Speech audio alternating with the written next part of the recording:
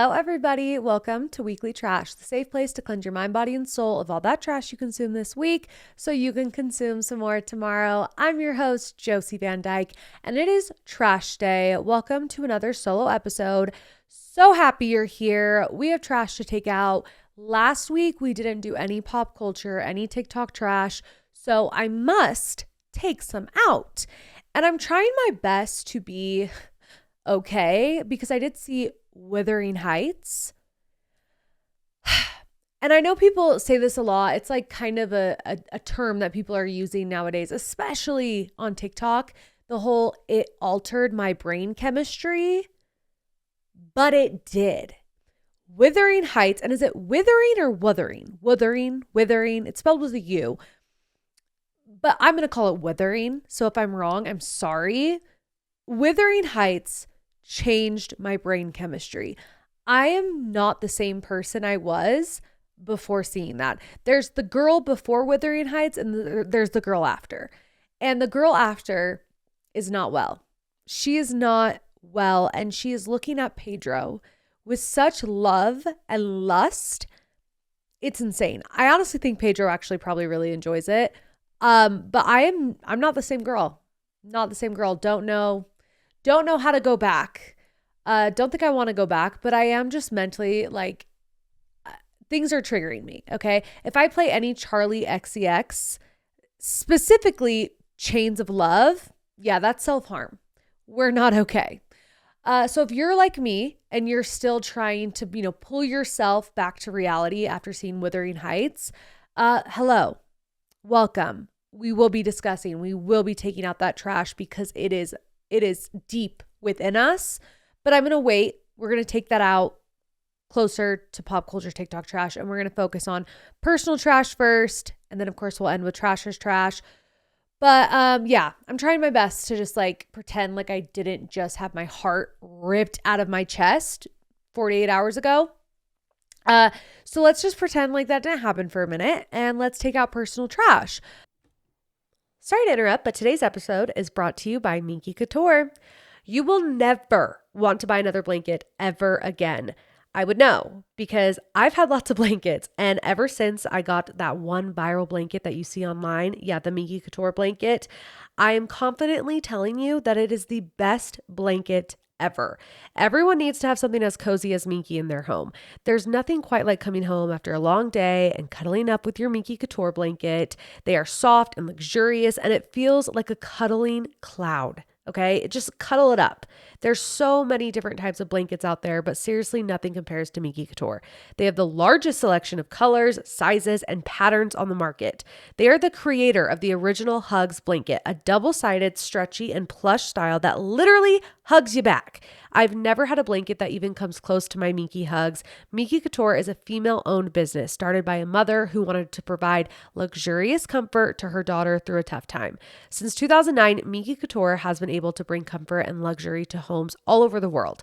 Passionate about giving back to the community, they donate over 30,000 mini Minkies to NICUs across the country every year.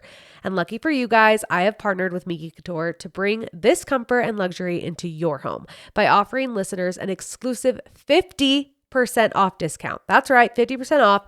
Use your code WEEKLYTRASH at checkout for 50% off your next purchase on all full-priced items. You can use it in-store or online at softminkyblankets.com. Again, use code WEEKLYTRASH for 50% off your next purchase and treat yourself to the best blanket ever. Follow them on Instagram for additional deals and updates at Minky Couture. Thanks, Minky, for sponsoring today's episode.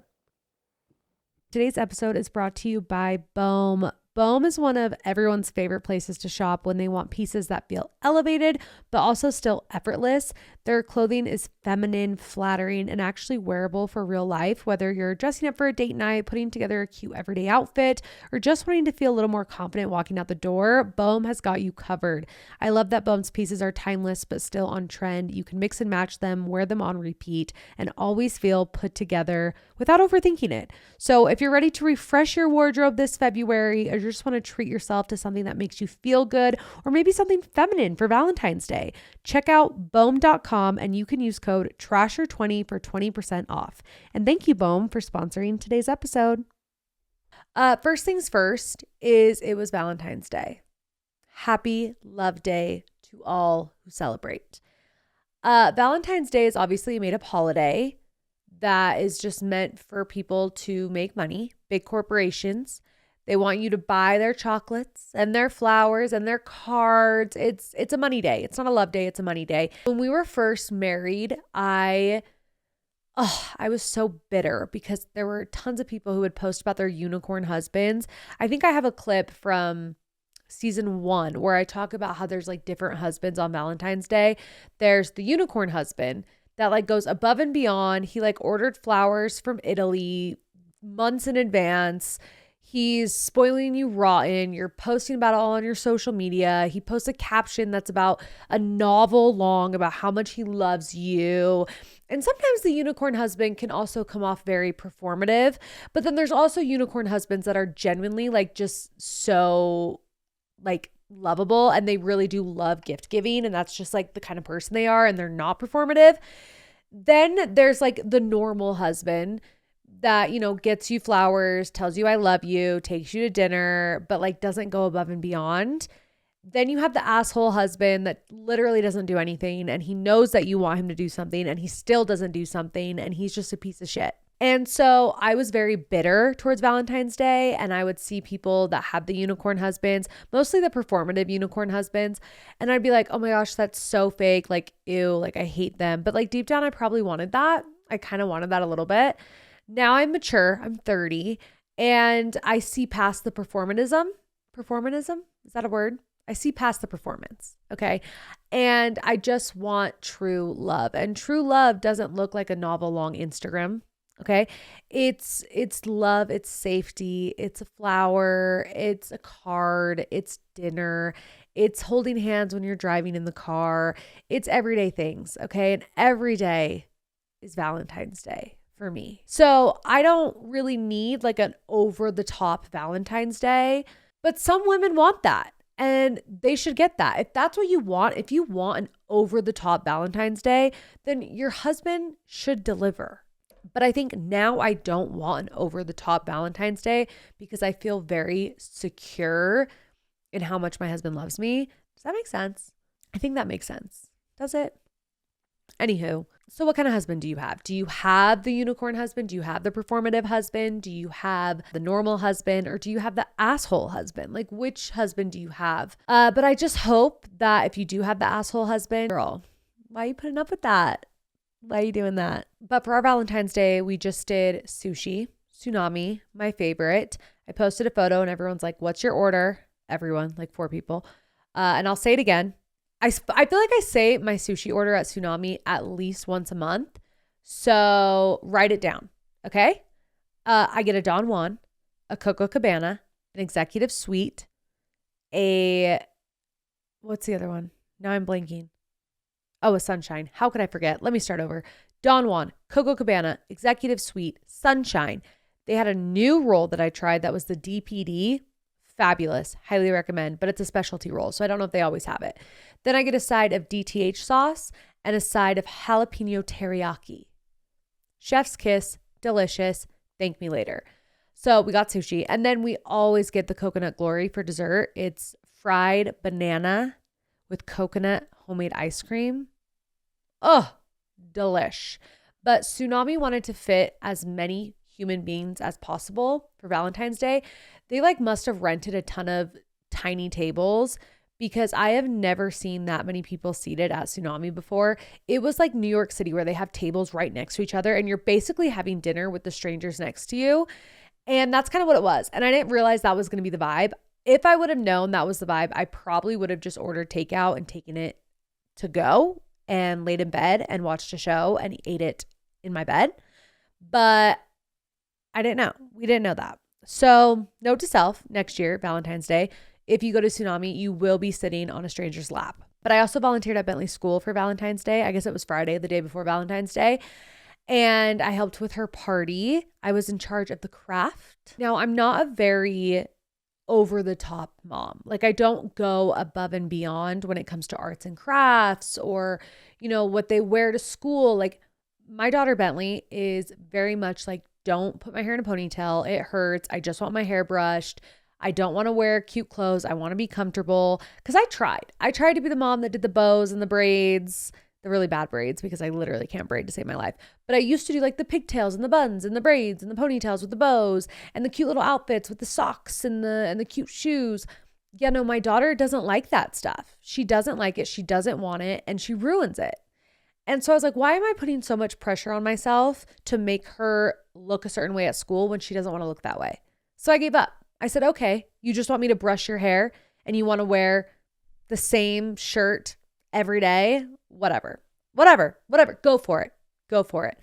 And so I've just gotten very lazy when it comes to my expectations, because I used to be a very type A, this is what you're going to do. This is what you're going to wear. This is how I want you to be at school. And I can't do that because my daughter runs the show. So I've just been chill. I'm just chill when it comes to school stuff. And for Valentine's Day, obviously your kids make boxes, and I've done the same thing every year because it's easy. Some may call it lazy. I call it smart. We go to Hobby Lobby. They already have pre-made boxes. You get the boxes. You buy a crap ton of stickers, and you just let your kids go ham, and they just design it and decorate it however they want. And to me and to my children, they think it's great. Well, I go to Bentley School to volunteer, and some of these Valentine's boxes were insane. They must have taken days to make. Like, we're talking a full-on robot that lights up when you put the Valentine in it. Like, just the most extravagant Valentine's Day boxes I've ever seen. And I need the mothers who are listening who do that, stop. Stop, because you're making the rest of us look bad. And that's not normal. Okay. You cannot tell me that your child did that box. No, you did that box. Your child did not do that box. And that just seems a little unfair. Seems a little unfair because I would never, could never, will never spend hours making a Valentine's Day box that will get thrown into the garbage. Like, that just, I could never, will never do that. So it did make me feel like a little bit of a shitty arts and craft mom, because I am a shitty arts and craft mom, when I was looking at all the other boxes, and it's like, cool, I just gave her stickers. But it was seriously so fun to just like be in her class, see her in her element. Like, she's such a little talker and loves making friends. And everyone in the class, they're like, are you Bentley's mom? Are you Bentley's mom? And I was like, yeah, is Bentley nice? And they're like, we love Bentley. And I was like, okay, good. Just checking, making sure. But it was fun, and she was so excited that I was there. So if you have the opportunity to volunteer in your kids' class, I highly recommend, because it makes their day, and it also makes you feel like a good parent. That's like super involved. If you follow me on Instagram, you saw I went to the Bone Bash, and I wore a very sexy red dress. It was stunning. I actually ordered it for the Weekly Trash live show, but it was like too much. Okay. If you know, you know, like, it was too booby, too see-through for me to be on stage, especially now that we know that my underwear fell off. Like, it would have been so bad if I would have worn that dress. And it just felt like a little too much to be on stage wearing that. But at like a party where it's like dark and it's in a bar and like there's so many people on top of each other, it didn't feel as risque. But I kept it because I was like, I want to wear this at some point. And then the day of the Bone Bash, the outfit I was going to wear, I ended up hating. So I was like, okay, my only option is this sexy dress. And I took a picture of it and I sent it to my sister because she does all the things at Bone. And I was like, is this too much? And she was like, no, it's hot, wear it. And I was like, okay, slay. And so I wore the dress, so hot, posted the picture. And it's really interesting because ever since I've gotten hot, like, I got boobs, and I got a tiny little waist. People do treat me differently, and I notice a shift in people. And when I posted that picture, I lost like almost 100 followers on Instagram. Seeing like the people unfollow me after that specific post got me thinking how some people might think I have changed, or that I'm more promiscuous now, or more sexual, or more raunchy. And to them, I say, you must not have known me 4 years ago, or 8 years ago, or 10 years ago, or 30 years ago, because I came out of my mother's womb this way. Okay. I have always been a lot. I have always been extra. I've always been inappropriate. I have been like this forever. And when I wasn't hot, it was funny. When I wasn't hot, it was, oh, you're so brave for posting a photo in your swimsuit. Oh, you're so relatable. Oh, you inspire me. Oh, you're so funny. Oh, you're so real, Josie. Now it's you're an attention-seeking whore, which, and let me be clear, nobody's saying these things. It's just something I'm observing and I'm noticing. No one's actually saying it to my face. They might be saying it on like forums somewhere, but I don't go there. So I don't really know. But it's a vibe. I'm feeling the vibe. I'm feeling it out. And it's feeling like people think that I've changed. And the thing is I haven't. I'm just hot now. And it's so funny to me because I have videos of me being very inappropriate, showing I used to have big boobs. They just weren't cute. Like they physically couldn't be in that dress because they would fall out and slide out and hang from the side. But I did have like these big saggy titties. And I remember my very first photo shoot I ever did with Weekly Trash. It was when I first started and I was trying to like get content to promote. I wore this pink dress and my boobs are like out and I'm eating sushi and I'm like being seductive with my sushi and nobody said a thing. Nobody was like, oh, she's so provocative. Nobody unfollowed me. Nobody took it the wrong way. It was, she's so funny. I'm so funny because I'm ugly? Because you think I'm fat? So now I'm funny? No, I've always been this bitch. I'll always be this bitch. Doesn't matter what size I am. Doesn't matter how ugly I am, how hot I am. Doesn't matter if I'm pregnant, if I'm not pregnant. I am always this bitch. And some people have forgotten that. So I'm just here to remind you. Like I've always been this bitch. I just was this bitch with big saggy titties and like 100 extra pounds. But I was still this bitch. Okay. I think that should be the title of the episode is Still This Bitch. Always been this bitch. Should I do always been this bitch? Always been this bitch. That's the title. I've always been this bitch. So don't forget it. Okay. And I think it's interesting too. When I was talking to Pedro about this, because you see a lot of comedians, not saying I'm like a stand-up comedian, but I do feel like my personality does match a little more with like stand-up comedians than it does other social media influencers, but it's a lot easier to be funny and relatable and likable as a comedian or as someone who says funny, inappropriate, provocative, out of pocket stuff when you're fat and ugly. And it's just the truth. Once you become hot to the social standards of society, you're not funny anymore. You're an attention-seeking whore and you're inappropriate and you are obsessed with yourself. And it's like, whoa, whoa, whoa, whoa, whoa, whoa, whoa. I can be hot and I can be funny. I can be seductive and also be relatable. What do you mean? I have to pick and choose? No, I'm not doing that. I'm not doing that. So I will not be changing who I am to make people comfortable or to make other people feel like I'm not too much. I'm not dimming my light for anybody or anyone. But I feel this feeling that it makes people uncomfortable that I like myself. And that sounds like a you problem, not a me problem. But anywho, I lost 100 followers after I posted my tit pic. And it's okay. It's fine. Jealousy is a disease. But the funny thing is I actually have 2 boobs that are uneven. So joke's on you. I'm getting them redone. I think. I don't know. I go back and forth. The thought of going under again doesn't sound great, but one is just a little bit lower and a little bit smaller and it really bothers me, but nobody notices, just me. So I'm like, do I go back under and get it fixed? Do I spend that money to fix it? I don't know. If you got your boobs done and you have like a minor thing that bothers you. Did you get it fixed, or did you just say, F it, I don't care? Because a part of me is like, nobody notices it except for me. You can't see it when I'm wearing clothes. You can only see it when I'm naked. The only person seeing me really naked is me and Pedro. So, and he obviously doesn't care. So I'm like, do I get it fixed? I don't know. We'll see. TBD.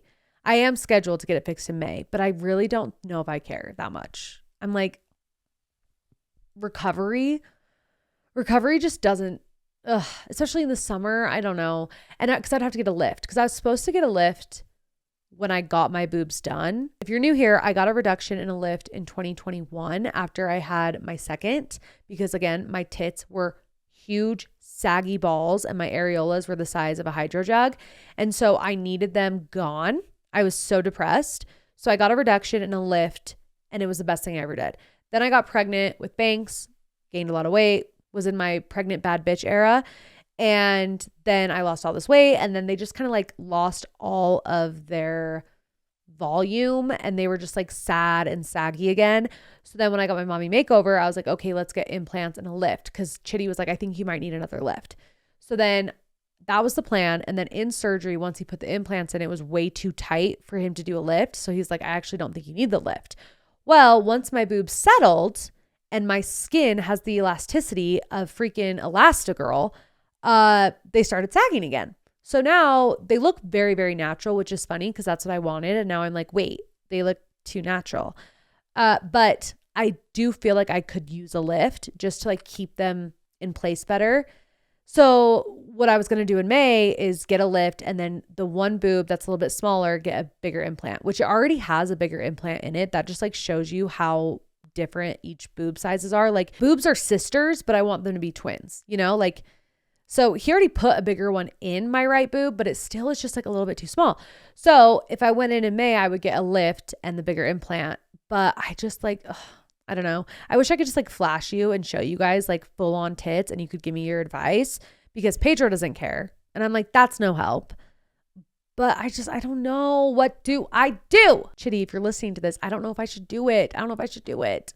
So like, do I care that much? They look so good in that photo, you know?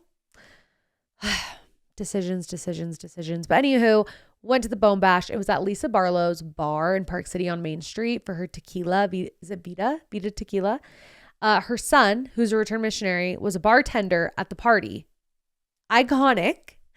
I didn't talk to him, but I saw him making drinks. I'm like, that is so freaking funny. I should have talked to him, but it was so crowded. There were so many people. So if I did meet you at the party, hi. I felt like I met a lot of people, and I couldn't really like hear people. It was like a bar. Like it's so loud. You're like trying to talk to somebody and you're having two completely different conversations.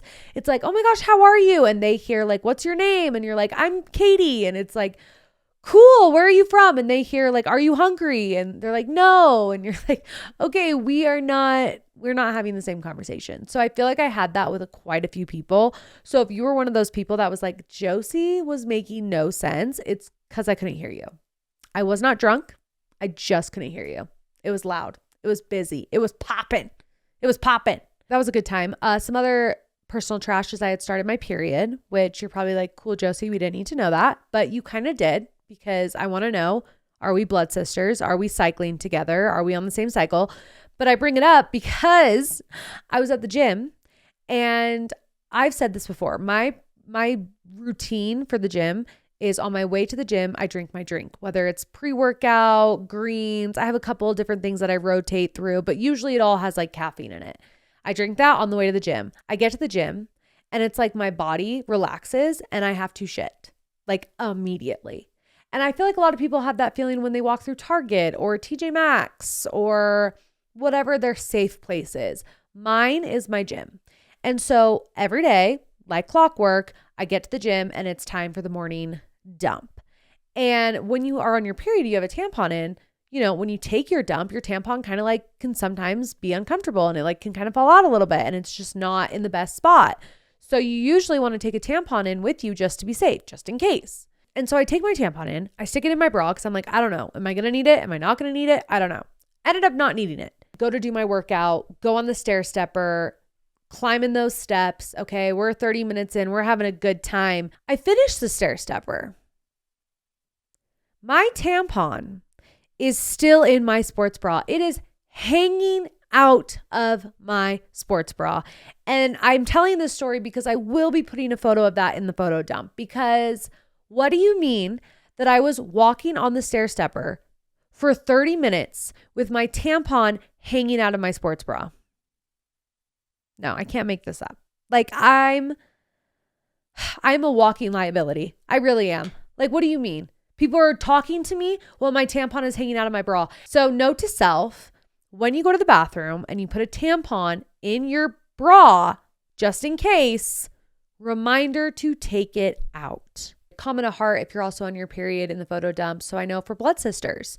But speaking of my period, I saw Wuthering Heights on my period. Bad idea. Do not go see Wuthering Heights if you're on your period, if you're going through a breakup, if you're in your luteal phase, if you're pregnant, if you're alive. Don't go, period. Okay? Saddest thing I've ever seen. And so now we can just hop right into pop culture TikTok trash because I'm going to give a recap of Wuthering Heights. And I would say spoiler alert, but I wish I would have had a spoiler alert. I wish going into that movie, I knew exactly what I was getting myself into. So I would recommend listening to this even if you haven't seen the movie. Because the way I was blindsided, I knew I was going to cry. Okay, I should say that. I knew I was going to cry because I had seen people's posts and them crying. But I was like, it was giving Notebook. Like it was giving like, okay, I'm going to cry. It's going to be sad. But it has a happy ending-ish. Like they're going to die together or something. Like that was what was going through my head. I did not read the book because I know that there are some die-hard Wuthering Heights fans that love the novel and they're kind of upset with this movie. I did not read the book. So I'm just going off of what I saw.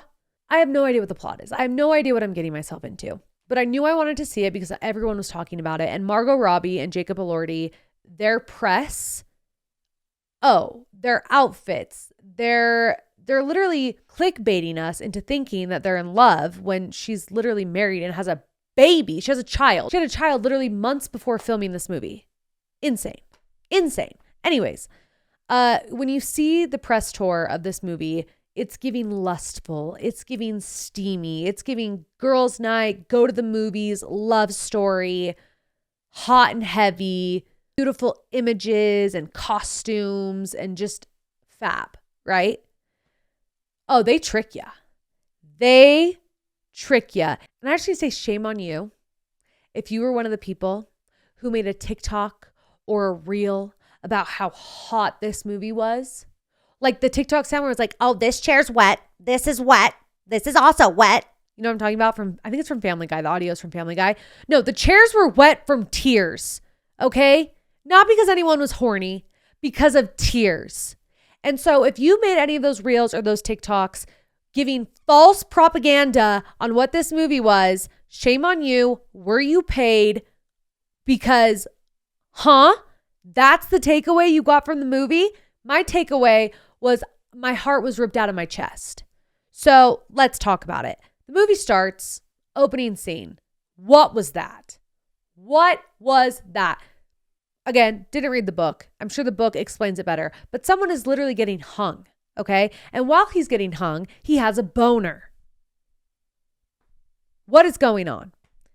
And Catherine, a child, is watching it, giddy, laughing, and it is like the craziest, most horrific thing I've ever seen. Then you see her at her home. Her dad's a drunk, super depressing. He's really mean and scary. Then it just gets worse. Then it just gets so much worse because they bring in this little boy who doesn't speak, cannot read. My motherly heartstrings were aching, okay? Because in the beginning of the movie, I'm looking at this little boy as I would look at my sons, like this poor boy who doesn't have a mom or a dad, and he's just like wanting to belong. And Catherine has become his safe place. And Catherine gives him the name Heathcliff. And she also said it was her dead brother's name, which that's a whole other conversation that I don't know how to have because I didn't read the book.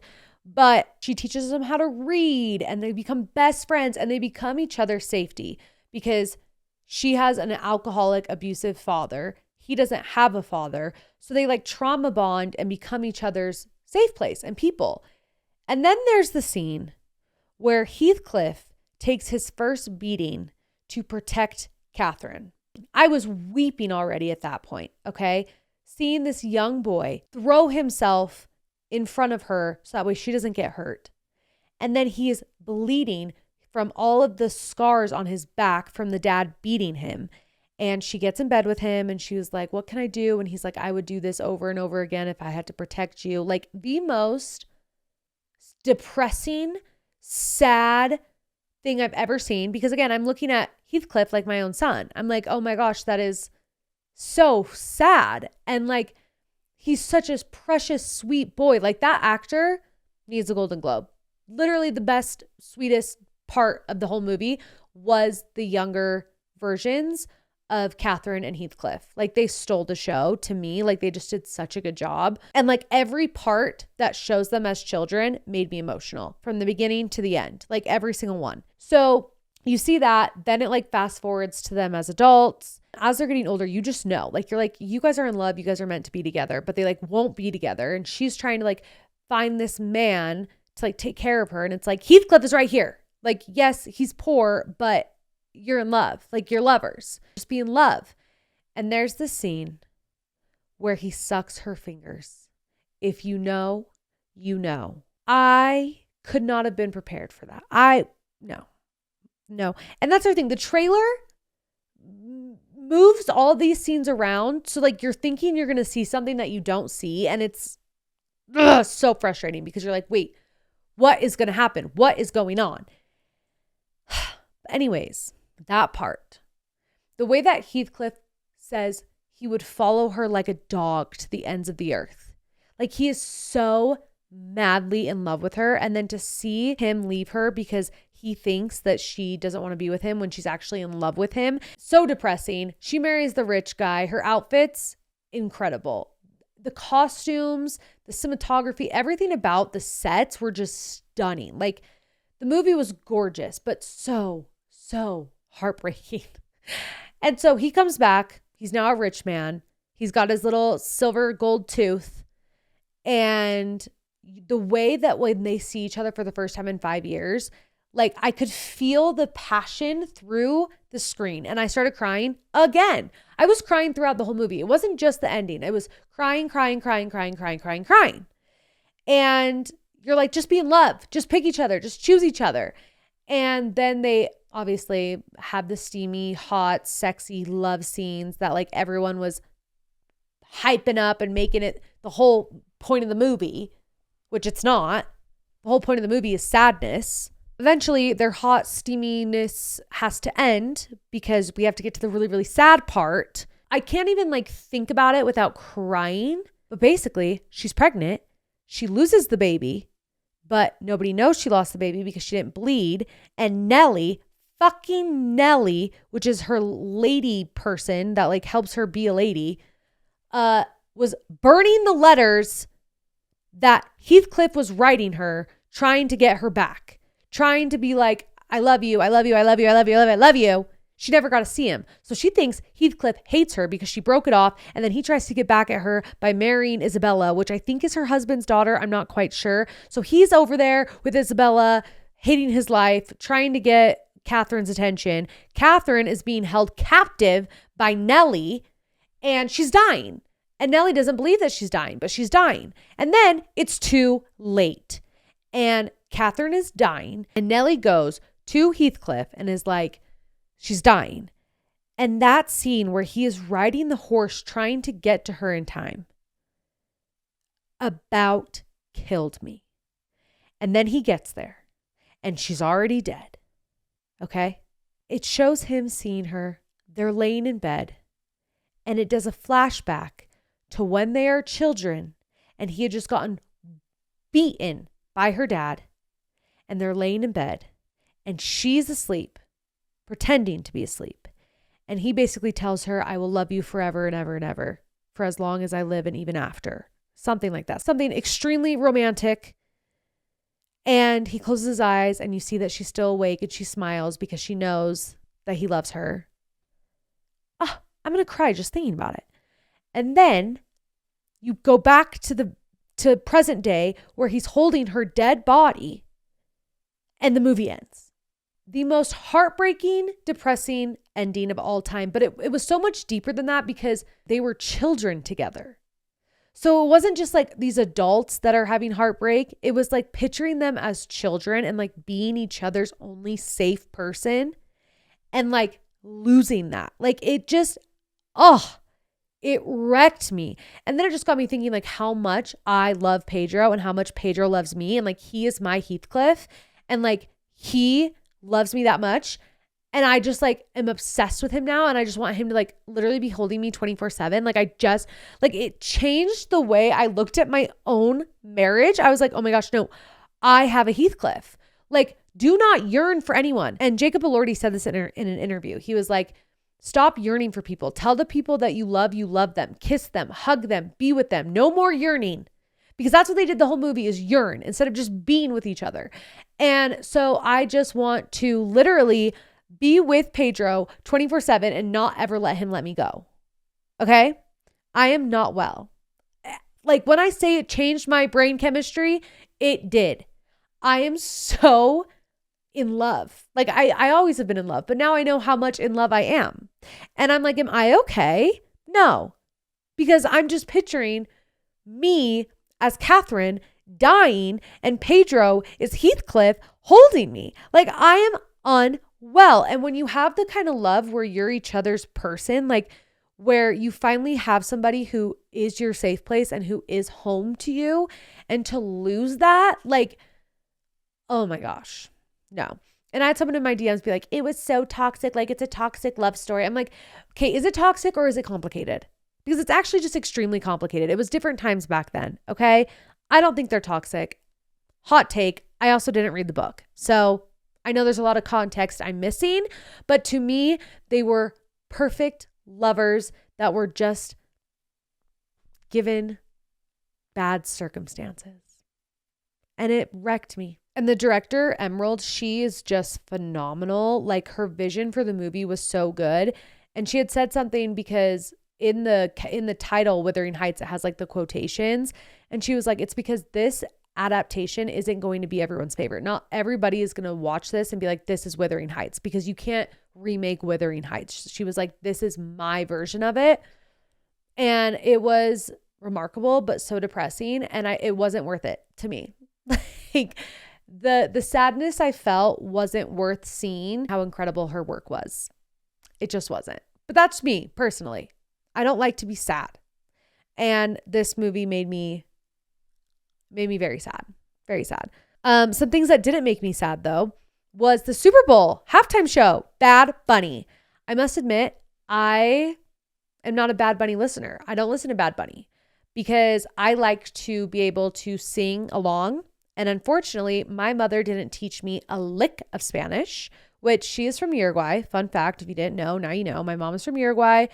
Her first language was Spanish. She moved here when she was 5. And when she came to the United States, she was extremely bullied. Like her family, she would get called the meanest names. People would say the meanest things, do the meanest things, all because, you know, she had an accent and she spoke Spanish and she wasn't from America. And so there was some shame there where I don't think she wanted me and my sister to know Spanish because she wanted us to be Americans because of the bullying and the mistreatment that she experienced growing up as someone who wasn't American. It's almost like she wanted to kind of erase that part of herself, which is really, really sad. And even she said, you know, she wishes there would have been a halftime show like Bad Bunny back when she was a child to like show that like just because you're not from this country or that you know, have a different accent or speak differently doesn't mean you're less than. And it's really unfortunate that my mom didn't teach me any Spanish because I would have loved to be singing along to Bad Bunny and like know all the lyrics and know all the words. But me not knowing Spanish comes from a place of my mom's insecurity of being bullied for speaking Spanish here in America. The way that the halftime show was such like a political statement for people to be so divided is actually so sad. Like it's just music. It's art and it's beautiful and we should embrace all forms of it. Like have some fun, lighten up, dance a little. Like the whole performance, I was like, I want to freaking shake my booty and have a good time. And so I loved it. I personally loved it. And now we've been listening to Bad Bunny so much because I want to freaking learn Spanish. And Bentley is in Spanish immersion because I want her to learn Spanish. Because like I said, like it makes me sad that my mom never felt like she could share that side of herself with us. And also I'm sad for myself that I didn't get to have those experiences and learn that language. So I want Bentley to have that because Pedro's fluent because he served his mission in Honduras. So I'm like, no, Bentley will learn Spanish. She has 1/4 Uruguayan. She is going to learn Spanish. So we've been singing Bad Bunny. I'm trying to learn the lyrics, but it's very difficult. Also, the fact that they set all that up and took it all down during halftime is crazy. I think that was probably the highest production value halftime show they've ever done. It was so good. And it just had a really good message too, that like love is stronger than hate. And like, we have got to come together. We have got to stop being so divided. And I just still can't believe there was 2 different halftime shows being put on because people didn't want to watch Bad Bunny. I can't. Speaking of people that I can't, Kelsea Ballerini and Chase Stokes broke up again. And I said this a couple podcast episodes when I talked about them, how they're giving Taylor and Dakota, like so toxic, can't stay away from each other, but they can't stay together. And I don't see it ever ending. I don't see this cycle ever ending. So I'm not going to talk about them anymore. But as of right now, they are not together. But I give it 2 months and we will see them back together at a club, on vacation, kissing in the ocean, something. And we're just going to see this cycle going and going. Very similar to Taylor and Dakota. Speaking of Taylor and Dakota, there's drama online right now. It was more last week than it is right now. It's not really going on right now about, Taylor being the Bachelorette and Dakota's ex-girlfriend and her chiming in the comment section about her experience on the Bachelorette. And this is what I'm going to say. And then this is coming from someone who doesn't know anything. They are very tight-lipped about all things Bachelorette. So I know nothing. And even if I did know something, I would not say anything. But I will say this. Taylor has always been unpredictable, hot mess. You never know what you're going to get, crashing out, being petty. Those are the things that have gotten her this platform, is doing crazy shit, having a crazy life, and just being very open about all of that. And so I think The Bachelor is not going to be any different. I think The Bachelor very much so is going to be a shit show. I have no idea. Like I said, I really don't. But I can see it being a very big shit show, and I don't find that surprising. And if people do find that surprising, they must not follow Taylor, because her life just is naturally crazy and chaotic. And so what makes you think The Bachelorette is not going to be crazy and chaotic? I cannot wait to watch it. I cannot wait to see how it unfolds. I obviously think Dakota and that relationship is going to come up at some point. I mean, she has a child with him. The drama is just going to get messier and messier and messier. And I can't wait for The Bachelorette to come out so we can get some answers to some stuff, just for there to be more questions and another season that we need to wait for. But speaking of Taylor, she was at the All-Star basketball game. Shout out. That is so cool. I know nothing about basketball, so can't say much, but I do know that Taylor was probably the shortest one there. I saw a picture of her with that really tall, I'm assuming he's a basketball player. He's like 7 feet tall. Again, know nothing about basketball, but what the heck? That is the craziest height difference I've ever seen. Can you imagine if they dated? How do you even date somebody that much taller than you? Like sex wise, I'm just like picturing, not that I'm picturing Taylor and this man having sex, but like, you know what I mean? Like she would have to get a ladder to kiss him. No, because like every time I see a couple with an extreme height difference, I automatically am picturing them having sex. And maybe that makes me extremely immature and a pervert, but I'm like, how are you doing? Like logistically, what positions are you doing? How are you doing it? What's going on? Like, that's all I can think about, especially if it's a 7 foot tall person and someone who's 5 feet tall. Like, Huh? No, that's immediately what I go to. But that's it for pop culture TikTok trash. Most of it was Wuthering Heights because what the fuck was that? No, like I need to go make love with Pedro immediately. So now we can do Trasher's trash. Okay, Trashers, I have to tell you about something really special. As most of you know, I recently reset my engagement ring with J. Brooks Jewelers. And when I say they customized it from start to finish, I mean every detail. Annie was the person who helped me, and she was so fabulous. We got to work together and look at mock-ups and make sure that it was exactly what I wanted. We took my original ring, took out all the diamonds, and turned it into something that feels so much more me. As I've grown and changed over the years, my old ring just didn't feel like me anymore. And not only did we customize my dream ring, but now we built a full bridal set with 3 diamond anniversary bands. And now you can actually shop it. It's the Josie ring online and in store. You can use code TRASH15 for 15% off your first order anytime, in store, online. If you're dreaming of something meaningful and curated, J. Brooks is it. And whether it's my ring that you want to copy and we can be twins, or you want to design your own, seriously cannot recommend J. Brooks enough.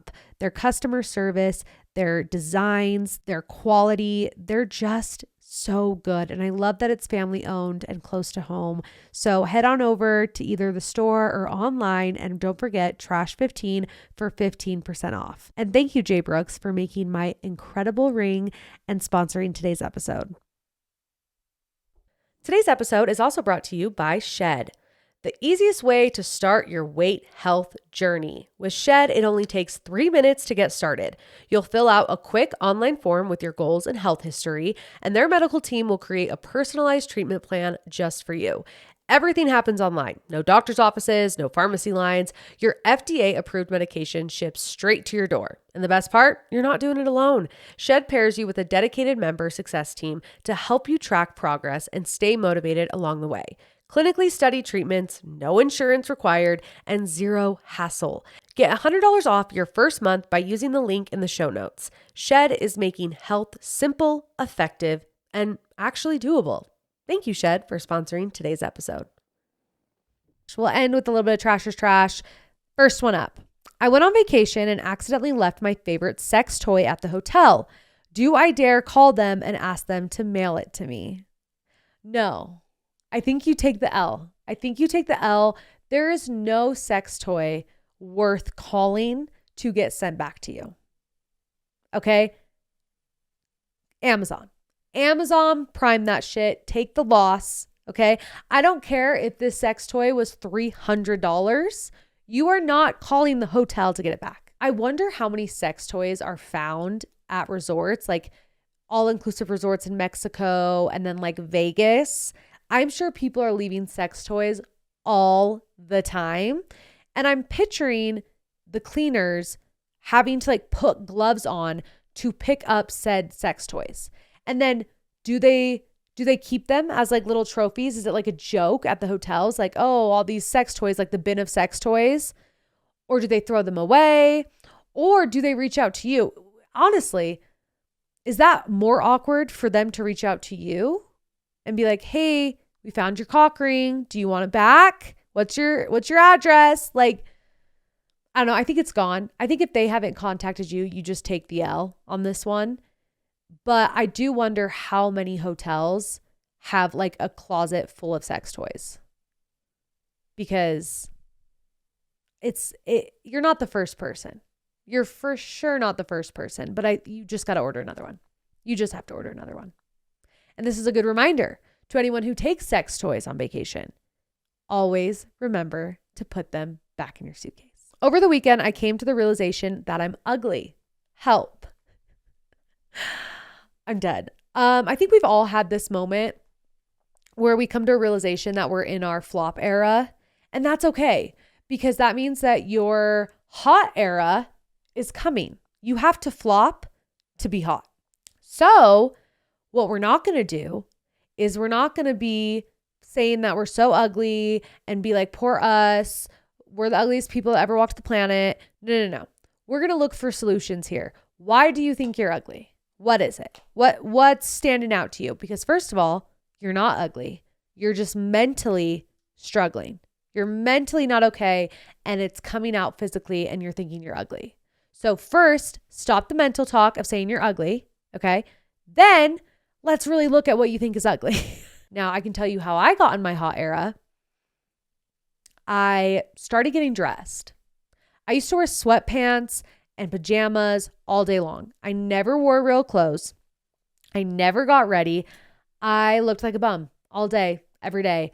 And then I said, no, I'm not doing this anymore. And I started putting on real clothes. I started picking out outfits. I started wearing even just like a matching set. Like I just started caring a little bit more and putting a little bit more effort into what I looked like.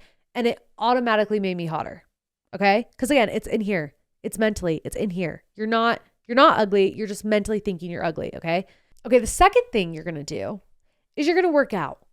Okay. Whether that's a walk or a run or a Pilates class or a yoga class, you're going to work out. You're going to be active because that raises your endorphins, and endorphins make you happy. And when you're happy, you're hot. So we're going to get ready. We're going to work out. Okay. Now step 3 is where we become a little vain. It's where we spend a little money. Okay. And this is one where, you know what? If it's not your cup of tea, you don't need to do it. But if you're like me and you want to do it, here you go. You're going to get Daxi. You're going to get Botox, okay? Helps with your skin. If you have really bad skin, if you get a lot of acne, it's going to give you a glow, okay? It's going to tighten you up. Do you have thick hair? I am bald, as we know. Hair extensions will make you feel hotter. Having thick hair, it doesn't have to be long, but having thick hair will make you feel hotter. Next thing, self-tanner. Are you tan? I know some women, their paleness is stunning and beautiful and they embrace it. And I love that. For me, no, it's no. I am hotter when I'm tan. Okay. Stretch marks, not as noticeable. Cellulite doesn't exist. So we're going to self-tan. We're going to see how that goes. Also, your eyebrows. Eyebrows make a difference. Now, eyebrows are also subjective. So if you don't like my eyebrows, don't talk to me. But I like my eyebrows, and you should like your eyebrows too. So maybe go to an eyebrow specialist and say, hey, will you wax and tint my eyebrows to match my face shape? Because that could also do a difference. Also, whiten your teeth. Get some teeth whitening strips. Those also help. But mostly it's up in your brain. The reason why you feel ugly is in your brain. So get ready, get dressed, work out, do the vain things if you want. And number 4, get off social media. Stop looking at your phone. Stop looking at celebrities because of course they look hot. That's their job. Influencers, celebrities, people you see online all the time, their job is to be hot. Their job is to keep up and look good and be fit. Their job, if they were ugly, they wouldn't have a job. So you can't compare yourself to them because it's unrealistic. Majority of the time. And it's also probably photoshopped, and they have makeup artists and they have all this unlimited sources to get all this work done and all these beauty services. And they have a stylist that helps them get dressed, and they have all these things. So get off the internet because that'll make you feel ugly. Anytime I see Margot Robbie, I'm ugly. I look nothing like Margot Robbie. Margot Robbie is the most beautiful person in the world to me. Name one feature that I have that is similar to Margot Robbie's.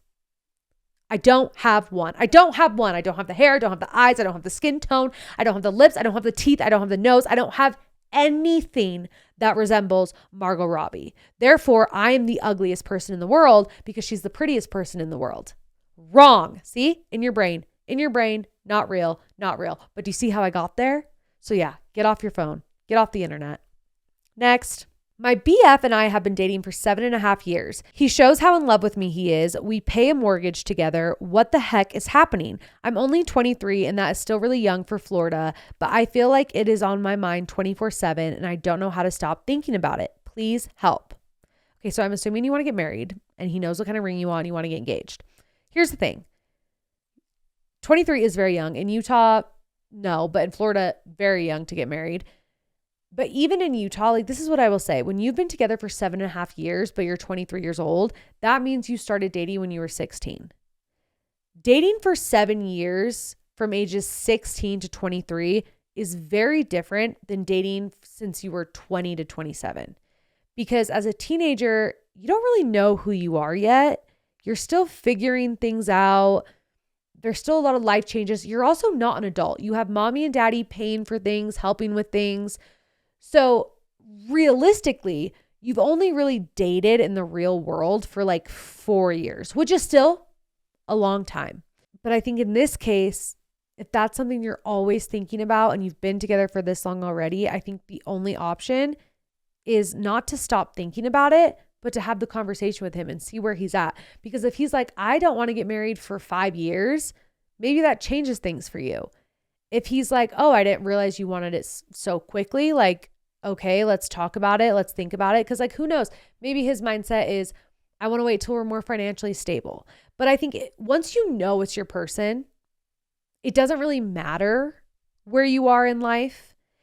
And that's coming from somebody who has really thought about like, okay, do I want my kids getting married young? And the truth is like, I don't. But then I also realized the beautiful life that I have because I got married young. Because when you do know, like, if you know that's your person, who am I to be like, no, don't wait till you're 26 when I got married at 20 and I've been happily married for almost 10 years. Like, it's so hard. So I wish I could just say, no, live your life. Like, you're so young. But I can't say that because I got married at 20. So I think you need to have the conversation with your boyfriend of like what your timeline is. Because if that's what you want and you know he's your person, then I feel like as weird, as much as I don't like this coming out of my mouth, why wait?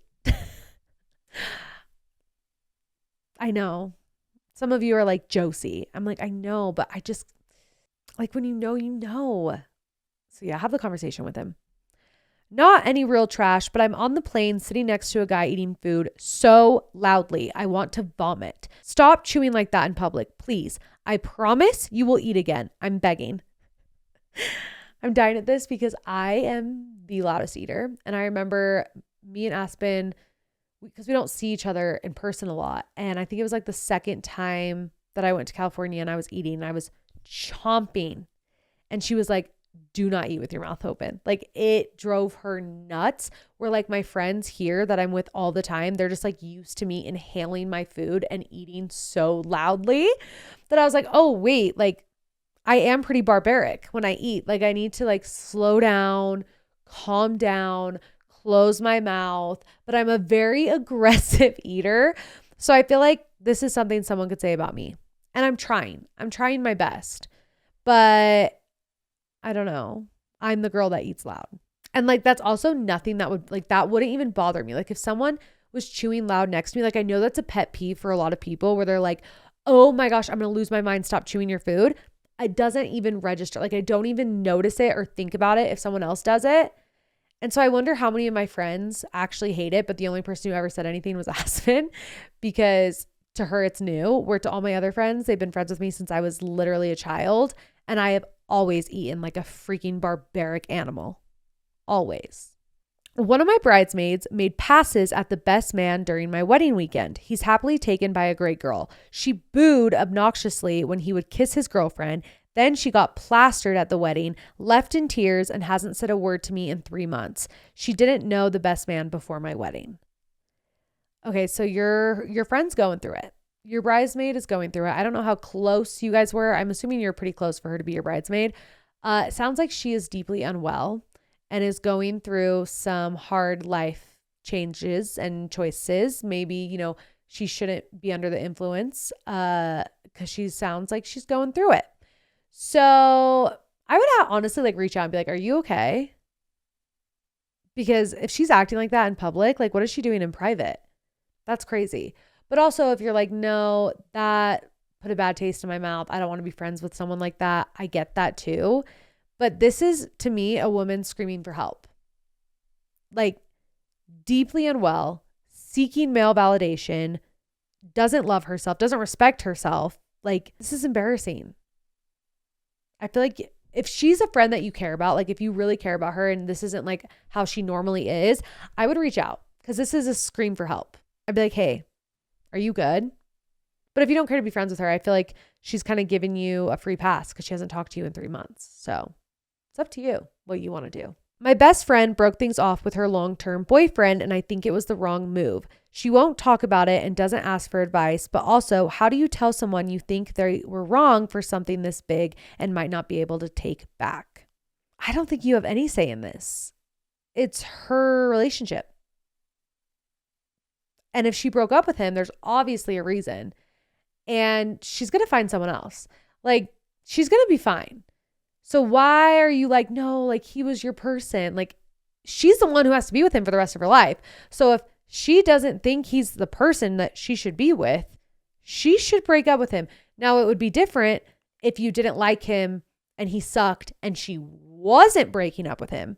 Then like, okay, yeah, that's frustrating because you're like, no, you deserve so much better. You deserve more. Like, don't be with him. Like, but she broke up with him for a reason. So for you making her feel bad for breaking up with someone that she would have to be with for the rest of her life, that's crazy. Again, I don't know the full story, but when your friend breaks up with somebody, whether it's marriage, divorce, boyfriend, girlfriend, fiance, whatever it is, if they break up with someone, you got to support that because that was probably a hard decision already. And there's a reason why, and you can't force people to be together. If they don't love each other, it's not there. Like, that's just how it is. Like, what do you mean you think it was the wrong move? It's her move. It's her life. There's nothing you can do about it. So I think you just gotta let this go and you gotta help her through this breakup because she will find somebody else. So be that supportive friend for her right now. She doesn't need you to tell her, I don't think you should have broken up with him, because there's obviously a reason she broke up with him. My BF keeps sending me reels of people selling their feet pics. I can't tell if he's joking, but now I want to do it because I'm a broke high school teacher. Okay, feet pics. I think I've said this before. I would do it. I would sell feet pics. Nobody knows it's you. And if you have good feet, monetize off of the freaks who want to see your feet because it's your feet. I don't know. If it was your face with the feet, I don't know about that. But just your feet, nobody has to know it's you. Nobody's going to know. So I would sell feet pics. I'm not in a spot in my life where I do need to sell feet pics. But if I was, in need of money, I would think about it. It wouldn't be the last thing on my list. And if you're good with it, your boyfriend's good with it, I mean, it's your feet. Or you could sell feet pics together. Is that something? I'm sure there's someone with a fetish where they like to see women's feet and men's feet feeding. Feeting. Get it? Feeding. Feeting. Feeding. Like fucking, but feeding. Because they're feet. Let me know if you do it. And if you do, like, how does that process work? Like, is it like an OnlyFans, but for feet? I did hear this actually. Here's some advice if you do end up doing it. I knew a girl who had an OnlyFans. We went to high school together, and she told me the best way to get her OnlyFans stuff out there for people to subscribe and for her to make money was to leak her stuff on Reddit, because that's where freaks live. Freaks live on Reddit. It's the truth. And so she would post her stuff on a Reddit thread, and then people would go find her on OnlyFans. So if you do start posting feet pics, find a feet pic Reddit thread and start spamming your stuff and be like, oh my gosh, this girl has the greatest feet. Her and her boyfriend are feeding. And then all of a sudden you're going to blow up because you don't want to be posting it on your actual profile. You don't want people knowing it's your feet. So that is the route you will go. You're welcome for that advice. That is it for today's episode. I hope you enjoyed it. Next week, we do have a dumpster deep dive. I'm so excited for you guys to find out who she is. She has the most motivating, inspiring story of all time. And she's also so young. She's 20 years old. So those are your hints. Her story was featured on People magazine. So it's a good one. I'm very excited. I haven't even interviewed her yet. She comes this week. So I'm excited for the interview and I'm excited for you guys to hear it. See good, do good, and don't forget to take out your trash. Love ya. Bye.